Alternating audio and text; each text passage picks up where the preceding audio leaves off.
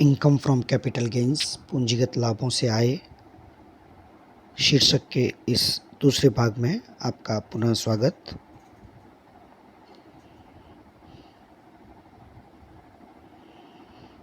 गत व्याख्यान में मैंने यह डिस्कस किया कि किसी भी पूंजी संपत्ति को इस शीर्षक में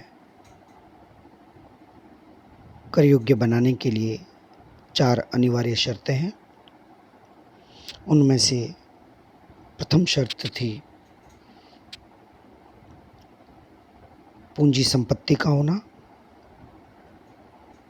दूसरी शर्त थी उस पूंजी संपत्ति का हस्तांतरण किया जाना। इस व्याख्यान में हम पूंजी संपत्ति के हस्तांतरण से संबंधित नियमों की विस्तार से व्याख्या करेंगे। Transfer in relation to a capital assets includes, पूंजी संपत्ति के संबंध में हस्तांतरण में सम्मिलित है। Number 1, sale, exchange and relinquishment of the assets, संपत्ति का विक्रय, अदला बदली अथवा त्यागना।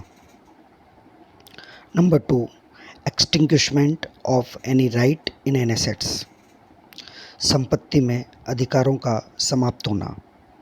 Number 3, compulsory acquisition of an assets under any law, संपत्ति का किसी कानून के अंतर्गत अनिवार्य अधिग्रहण। Number 4, conversion of assets into stock in trade by the owner, संपत्ति के स्वामी द्वारा संपत्ति को व्यापार के स्टॉक के रूप में परिवर्तित करना। Number 5, any transaction of immovable property under section 53A of the transfer of property act 1882, संपत्ति हस्तांतरण अधिनियम 1882 की धारा 53A के अनुसार किसी भी अचल संपत्ति का व्यवहार। यह व्यवहार संपत्ति का कब्जा देना है। किसी संपत्ति के हस्तांतरण के अनुबंध के आंशिक क्रियान्वयन के अंतर्गत, यानी यदि किसी संपत्ति को हस्तांतरित नहीं किया गया, केवल कब्जा दे दिया गया, तो भी उसे हस्तांतरण माना जाएगा। उदाहरण के लिए, ए ने बी से एक मकान संपत्ति 10 लाख रुपए में खरीदी। बी ने अभी ए के नाम में मकान का हस्तांतरण नहीं किया है, लेकिन ए द्वारा आधी रकम का भुगतान कर दिए जाने के पश्चात उस मकान का कब्जा ए को सुपुर्द कर दिया गया है, तो इसे भी हस्तांतरण माना जाएगा।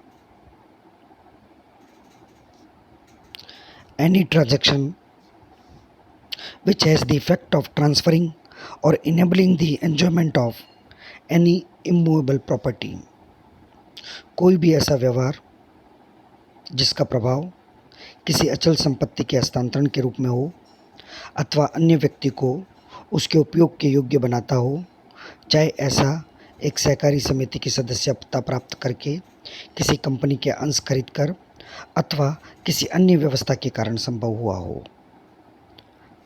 यानी उस संपत्ति को उपयोग में लेने का अधिकार प्राप्त हो जाए। मैच्योरिटी और redemption of A zero coupon bond, शून्य कूपन बॉन्ड के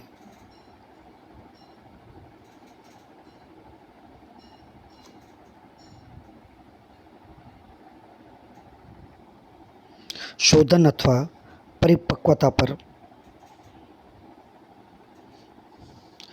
इसके अतिरिक्त और भी बहुत सारे व्यवहार आयकर अधिनियम में हस्तांतरण के रूप में चिन्हित किए गए हैं, जैसे किसी बीमित संपत्ति के नष्ट हो जाने पर बीमा कंपनी द्वारा यदि कोई भी प्रकार के दावे का भुगतान किया जाता है, तो यहाँ पर बीमित द्वारा बीमा कंपनी को संपत्ति का हस्तांतरण माना जाएगा, क्योंकि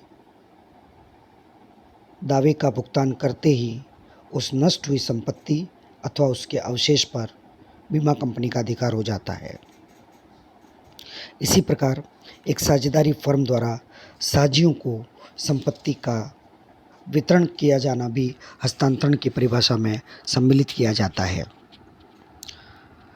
यदि कोई संपत्ति साझेदारों द्वारा अपनी साझेदारी फर्म को हस्तांतरित की जाती है तो उसे भी हस्तांतरण की परिभाषा में सम्मिलित किया जाएगा। एक सहकारी समिति कंपनी तथा व्यक्तियों के समुदाय आदि की सदस्यता प्राप्त करने के लिए किसी भी संपत्ति का हस्तांतरण स्लम्प सेल यानी एक मुश्त विक्रय किसी व्यापारी द्वारा अपने संपूर्ण व्यापार अथवा किसी एक विभाग को उनकी संपत्तियों को अलग अलग मूल्य निर्धारित नहीं करके एक ही मूल्य के निर्धारण के द्वारा विक्रय कर दिया जाता है तो वह भी हस्तांतरण की परिभाषा में सम्मिलित होगा। खान संबंधी पट्टों को प्रीमियम पर प्रदान करना। यदि एक व्यक्ति को किसी खान का पट्टा मिला है और वह प्रीमियम लेकर किसी अन्य व्यक्ति को वह पट्टा दे देता है तो इसे भी संपत्तियों के हस्तांतरण की परिभाषा में सम्मिलित किया गया है।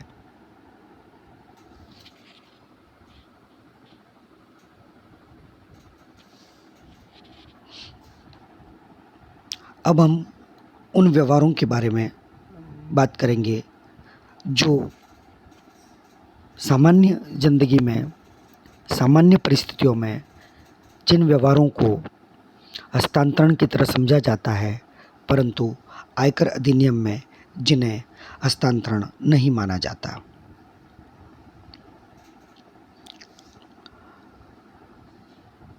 जब इन हस्तांतरणों को आयकर अधिनियम में हस्तांतरण नहीं माना जाएगा तो इन व्यवहारों से उत्पन्न लाभ भी पूंजी लाभ शीर्षक के अंतर्गत कर योग्य नहीं होगा। एक प्रश्न जो विद्यार्थियों के मस्तिष्क में आ सकता है, अगर पूंजी लाभ शीर्षक में यह राशि कर योग्य नहीं होगी तो क्या होगा? या तो वे व्यवहार किसी अन्य शीर्षक में कर योग्य होंगे, अन्यथा उन पर किसी प्रकार का कोई कर नहीं लगाया जाएगा। आइए अब हम इनकी विस्तार से चर्चा करते हैं।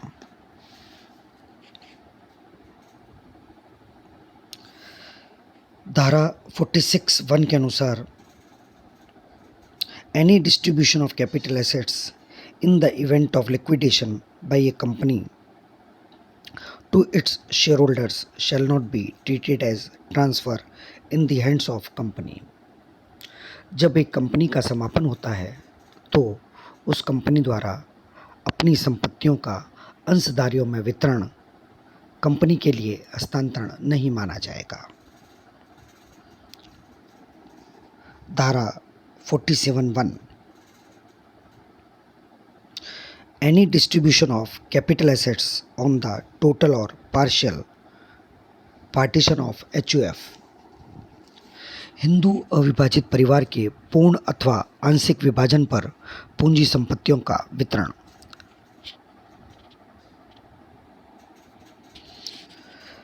Section 47(3) Any transfer of a capital assets under a gift or will or an irrevocation trust exception gift of shares acquired through employees stock option plan shall be treated as transfer।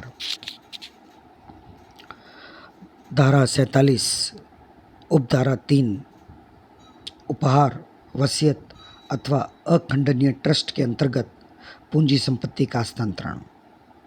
अपवाद यदि किसी कर्मचारी को अपने नियोक्ता company से प्रत्यक्ष या अप्रत्यक्ष रूप से कर्मचारी स्टॉक विकल्प योजना जो केंद्रीय सरकार की मार्गदर्शक तालिका के अनुसार हो, अंश ऋण पत्र वारंट आदि का आवंटन किया गया है, वह ऐसे अंशों आदि को कर्मचारी ने यदि किसी को उपहार में दे दिया है तो ऐसे उपहार को हस्तांतरण माना जाता है तथा हस्तांतरण यानी उपहार देने के दिन का बाजार मूल्य एवं आवंटन राशि का अंतर पूंजी लाभ माना जाएगा।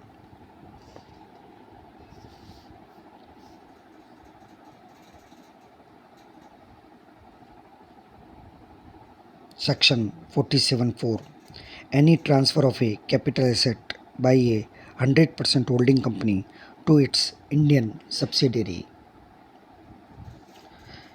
एक सूत्रधारी कंपनी द्वारा अपनी ऐसी भारतीय सहायक कंपनी को पूंजी संपत्ति का हस्तांतरण जिसके पास सहायक कंपनी के 100% अंश हो लेकिन इस पूंजी संपत्ति में व्यापारिक स्टॉक सम्मिलित नहीं किया जाएगा।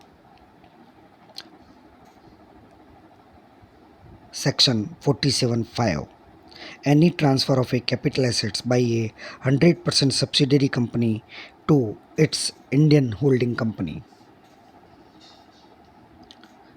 एक सहायक कंपनी द्वारा अपनी ऐसी भारतीय सूत्रधारी कंपनी को पूंजी संपत्ति का हस्तांतरण जिसके पास सहायक कंपनी के 100% अंश हो लेकिन पूंजी संपत्ति में व्यापारिक स्टॉक का हस्तांतरण सम्मिलित नहीं किया जाएगा।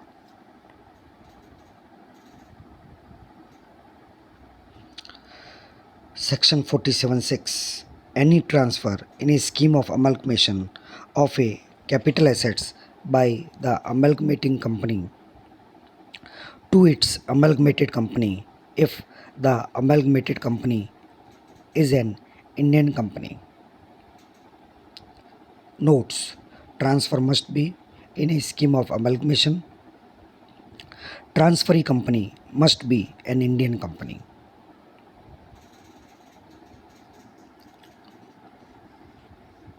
धारा 47 उपधारा 6 एकीकरण की किसी योजना के अंतर्गत शामिल होने वाली किसी कंपनी द्वारा एकीकृत कंपनी की पूंजी संपत्ति का हस्तांतरण नहीं माना जाएगा बशर्ते यह एकीकरण की योजना के अंतर्गत हुआ हो और एकीकृत कंपनी एक भारतीय कंपनी हो। Section 47(6)(a)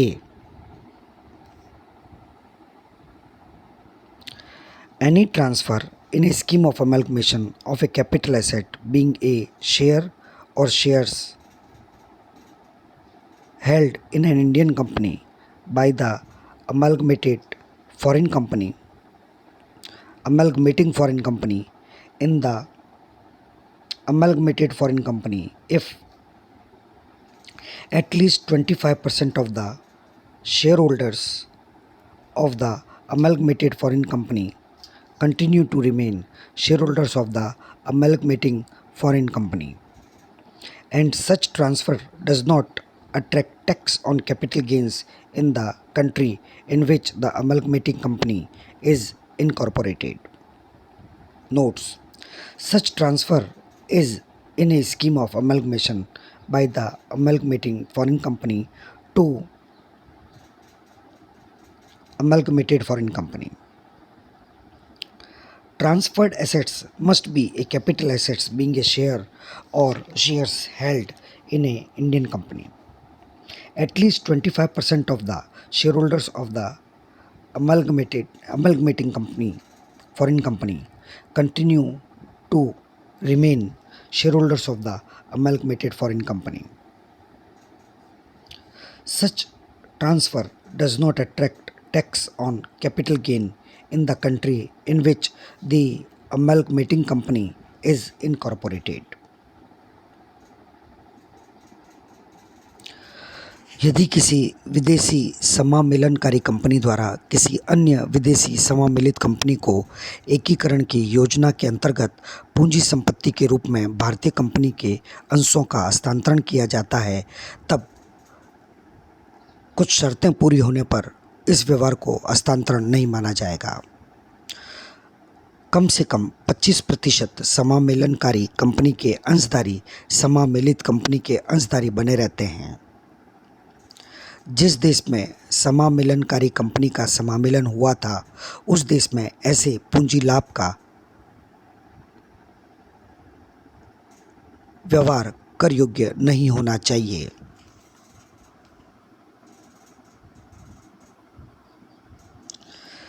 सेक्शन 47 6AA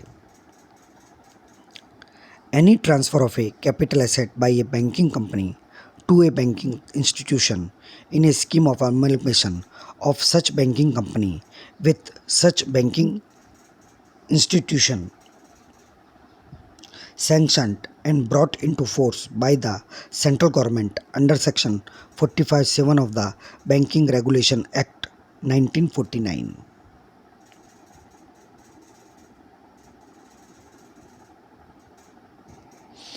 केंद्रीय सरकार द्वारा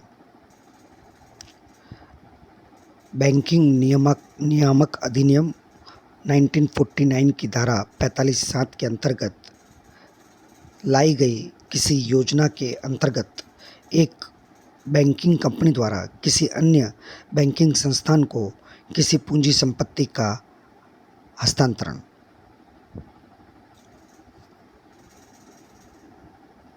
Section 47 6AB Any transfer in a scheme of amalgamation of a capital assets being a share of a foreign company referred to in the explanation 5 of section 911 which derives directly or indirectly its value substantially from the shares or shares of a Indian company held by the amalgamated foreign company to the amalgamated foreign company if at least 25% of the shareholders of the amalgamated foreign company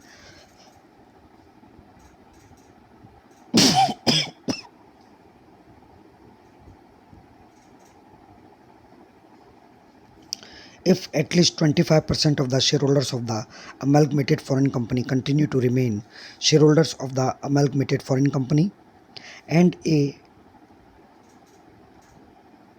such transfer does not attract tax on capital gain in the country in which the amalgamating foreign company is incorporated.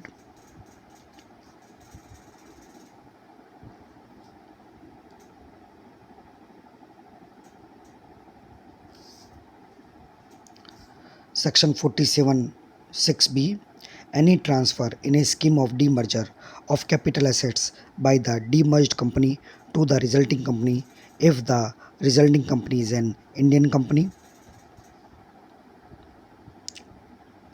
Section 47 6C Any transfer in a scheme of demerger of a company capital assets being a share or shares held in an Indian company by the demerged foreign company to the resulting foreign company if the shareholders holding not less than 3/4 in the value of the shares of the demerged foreign company continue to remain shareholders in the resulting foreign company and such transfer does not attract tax on capital gain in the country in which the demerged foreign company is incorporated.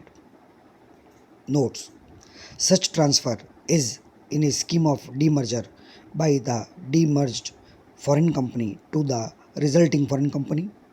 Second, transferred assets must be a capital assets being a shares or shares held in an Indian company. Third, shareholders holding not less than 75% in the value of the shares of the demerged foreign company continue to remain shareholders in resulting foreign company. Such transfer does not attract tax on capital gain in the country in which the demerged foreign company is incorporated. Section 47 6CB Any transfer by a shareholder in a business reorganization of a capital assets being a share or shares held by him in the predecessor cooperative bank if the transfer is made in consideration of the allotment to him of any share or shares in the successor cooperative bank. Section 47 6cc.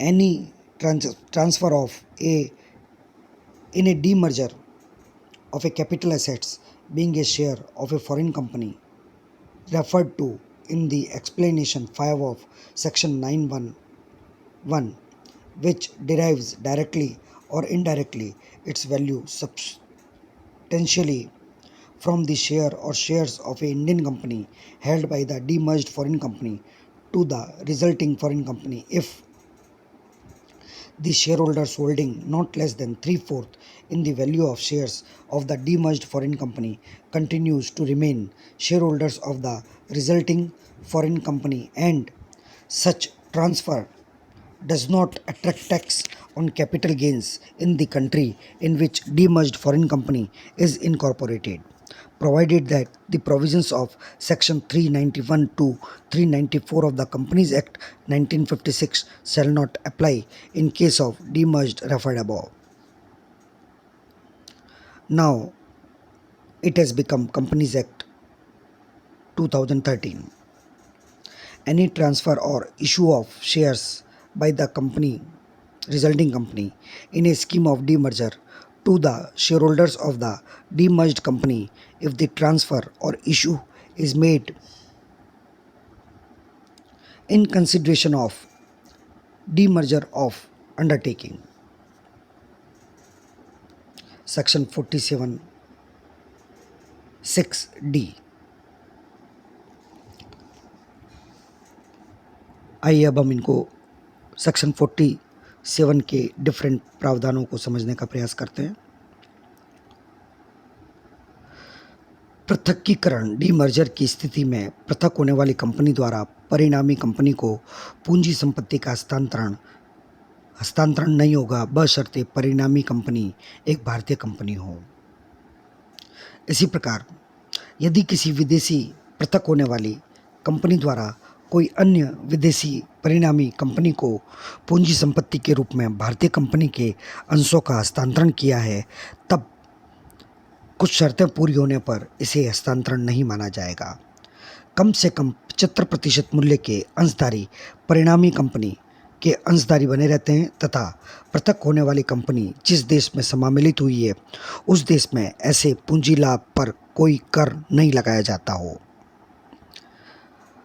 परिणामी company द्वारा पृथक होने वाली company के अंशधारियों को प्रतिफल स्वरूप अंशों का निर्गमन हस्तांतरण नहीं माना जाएगा।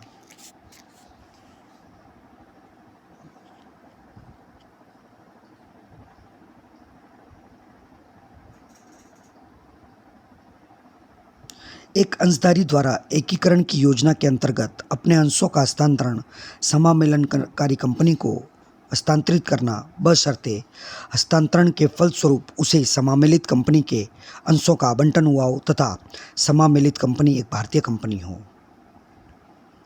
धारा 115 AC में वर्णित बॉन्ड अथवा अंशों के भारत के बाहर किसी अनिवासी द्वारा किसी दूसरे अनिवासी को हस्तांतरित करने पर हस्तांतरण नहीं माना जाता।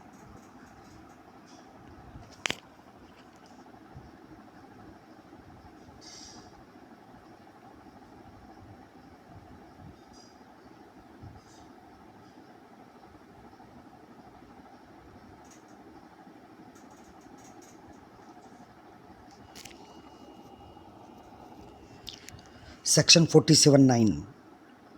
Any transfer of a capital assets being a work of art, archaeological, scientific or art collection, book, manuscript, drawings, painting, photograph or print to the government or a university or national museum, national art gallery, national archives or any such other public amusement or institution as may be notified by the central government in the official gazette to be of national importance or to be of renown throughout any state or states।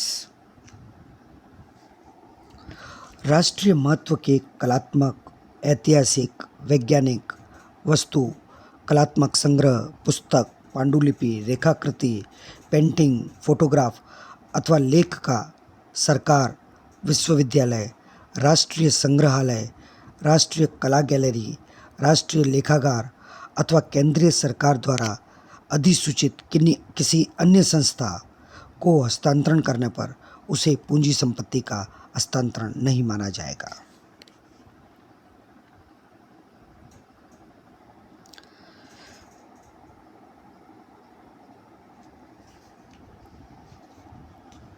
किसी company के ऋण पत्रों को अंशों को ऋण पत्रों में परिवर्तन करने पर इन्हें हस्तांतरण नहीं माना जाता है। रुग्ण औद्योगिक कंपनी अधिनियम 1985 के अंतर्गत बनाई गई किसी योजना के अंतर्गत एक रुग्ण औद्योगिक कंपनी बीमार औद्योगिक कंपनी को भूमि का हस्तांतरण। यदि किसी फर्म को कंपनी के रूप में परिवर्तित किया जाता है तथा फर्म द्वारा उसकी संपत्तियों को कंपनी को बेचा जाता है, तब कुछ शर्तें पूरी होने पर इसे हस्तांतरण नहीं माना जाएगा। फर्म की समस्त संपत्तियां तथा दायित्व कंपनी की संपत्तियां तथा दायित्व हो जाते हैं।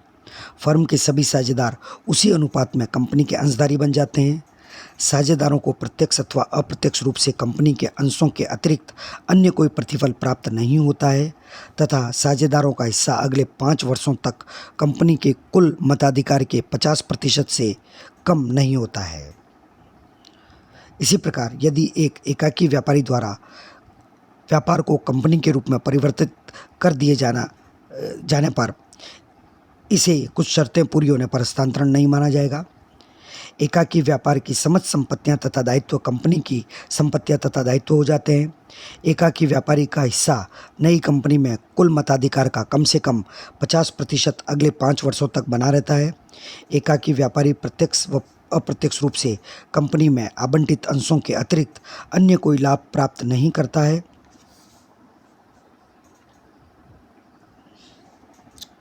एक अनिवासी द्वारा दूसरे अनिवासी को विदेशी मुद्रा में क्रय किए गए बॉन्ड्स, ग्लोबल डिपॉजिटरी रिसिप्ट्स, जिनको शॉर्ट में GDR भी कहते हैं, का हस्तांतरण।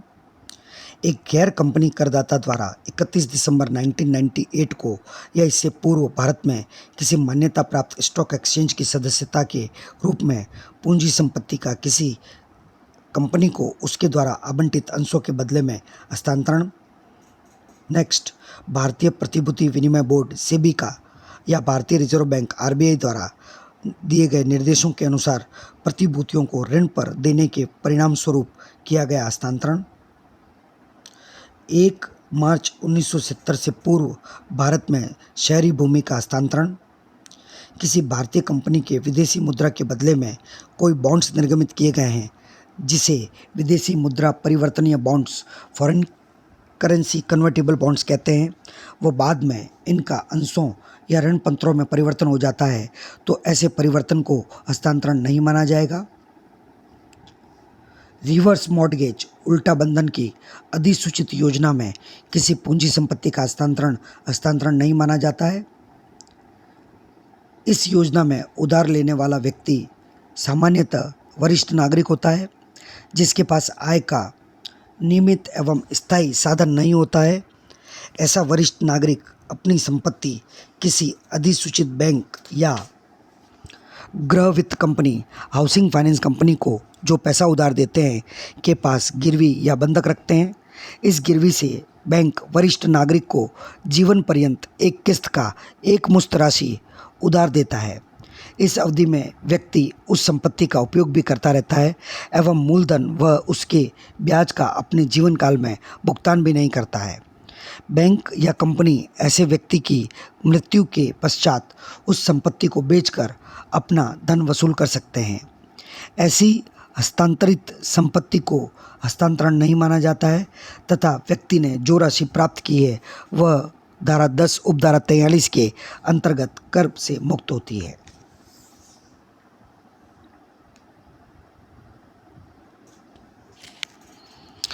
ऐसी सरकारी प्रतिभूतियां जिन पर समयानुसार ब्याज का भुगतान होता हो का भारत के बाहर एक अनिवासी द्वारा दूसरे अनिवासी व्यक्ति को किसी प्रतिभूति के निपटारे में हस्तांतरण किया हो, किसी व्यावसायिक ट्रस्ट के यूनिट प्राप्त करने के लिए किसी पूंजी संपत्ति का हस्तांतरण, रिजर्व बैंक ऑफ इंडिया के द्वारा एक व्यक्ति को सॉवेरियन गोल्ड बॉन्ड योजना 2015 के अंतर्गत जारी किए गए सॉवेरियन गोल्ड बॉन्ड्स का शोधन, सीमित दायित्व वाली साझेदारी संस्था में परिवर्तन होने वाले एक कंपनी की दशा में यदि कुछ शर्तें पूरी होती हो, कंपनी की सभी संपत्तियां व दायित्व एलएलपी सीमित दायित्व साझेदारी संस्था को संपत्तियों व दायित्व होने चाहिए, कंपनी के सभी अंशधारी एलएलपी में साझेदार होने चाहिए तथा उनका पूंजी अंशदान और लाभ में हिस्सा वही रहना चाहिए जो कि कंपनी में था, एलएलपी द्वारा प्रतिफल का भुगतान नहीं किया गया हो, एलएलपी में परिवर्तन होने वाली कंपनी के अंशधारियों के लाभ विभाजन अनुपात का योग तुरंत परिवर्तन के पश्चात एवं अगले 5 वर्षों में 50% से कम नहीं होना चाहिए, कंपनी की कुल बिक्री अथवा सकल प्राप्तियां परिवर्तन से पूर्व के गत 3 वर्षों में 60 लाख रुपए से कम नहीं होनी चाहिए, कंपनी की संपत्तियों की राशि का कुल योग गत 3 वर्षों में 5 करोड़ रुपए से अधिक नहीं होना चाहिए, एलएलपी द्वारा साझेदारों को अगले 3 वर्षों में प्रत्यक्ष अथवा अप्रत्यक्ष रूप से किसी भी राशि का भुगतान परिवर्तन के समय कंपनी के खातों में दर्ज संचित लाभों में से नहीं किया जाए।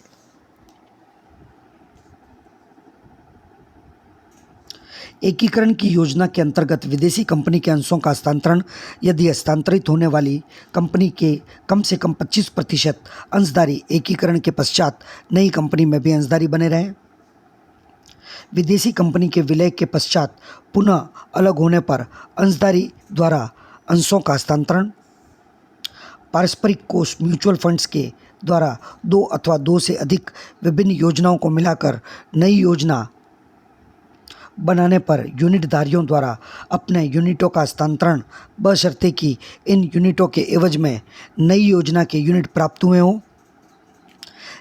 This is according to section 47(18).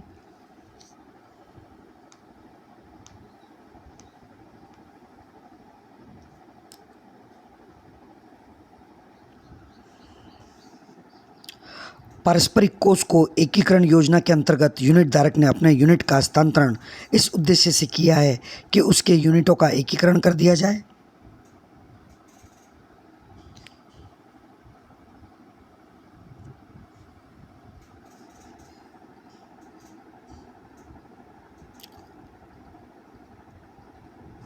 पूर्वाधिकारी अंशों को समता अंशों में परिवर्तन हस्तांतरण नहीं माना जाएगा। किसी भी अंतर्राष्ट्रीय वित्तीय सेवा केंद्र में स्थित मान्यता प्राप्त स्टॉक एक्सचेंज में अनिवासी द्वारा किए गए कुछ लेनदेनों को हस्तांतरण नहीं माना जाएगा, जबकि ऐसे लेनदेनों का प्रतिफल विदेशी मुद्रा में देय हो। वैश्विक निक्षेपागार प्राप्तियों के bonds of global depository receipt, किसी भारतीय कंपनी के rupee denomination bonds of an Indian company and derivatives.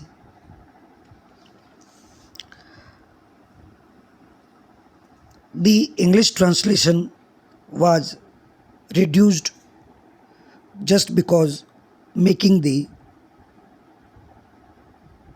lecture little bit short। अगर सारे इंग्लिश वर्जन को पढ़ना प्रारंभ कर दिया जाता तो लेक्चर बहुत लंबा हो जाता, इसलिए समझने के उद्देश्य से इस व्याख्यान को, बाद की कुछ धाराओं को केवल हिंदी में ही वर्णित किया गया।